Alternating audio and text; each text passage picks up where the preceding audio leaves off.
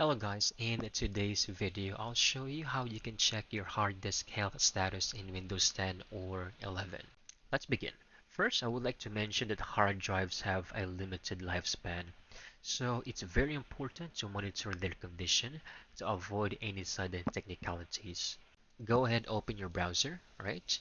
We need to look for CrystalDiskInfo. This is very common. Click on the official websites over here, scroll down, and you will see various options you can check on. Click on downloads, scroll down. This is going to be the standard version. If you want something cute, you can choose any of these options available.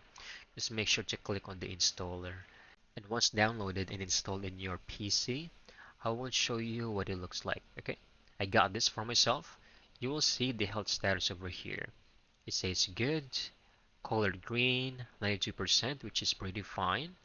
And we also have the temperature over here, 24 degrees Celsius. You can click on that to see more information and then check every single aspect of your hard drive over here.